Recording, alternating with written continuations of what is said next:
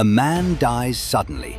But weeks later, he's elected to one of the highest offices in the country. No speeches, no victory celebrations, just a dead man winning a seat in the US Senate. Sounds impossible. Well, it really happened.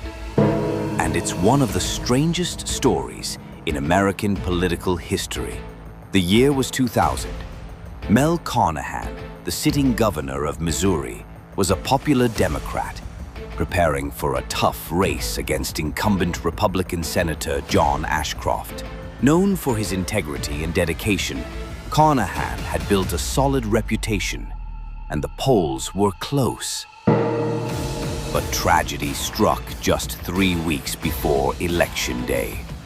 On October 16th, Mel Carnahan died in a plane crash, along with his son and an aide.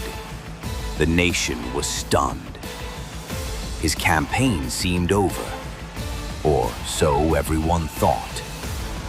But due to election laws, it was too late to remove Carnahan's name from the ballot.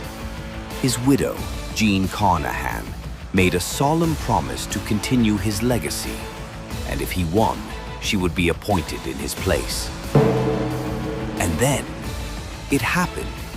On November 7th, 2000, Mel Carnahan posthumously defeated a sitting US senator. A man who had died weeks earlier won 50.5% of the vote.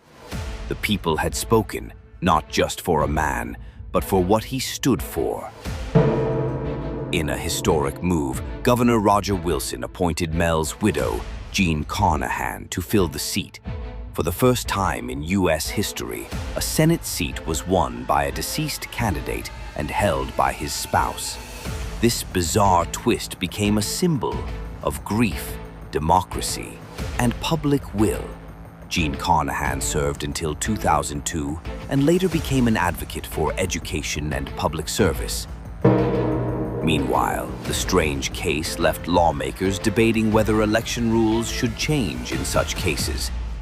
In the end, Mel Carnahan's victory reminds us that democracy isn't always predictable, but it is powerful. Even in death, his message lived on, and history will never forget the senator who won from beyond the grave. If you found this story as unbelievable as we did, hit the like button, subscribe, and tell us in the comments, should a dead person be allowed to win an election?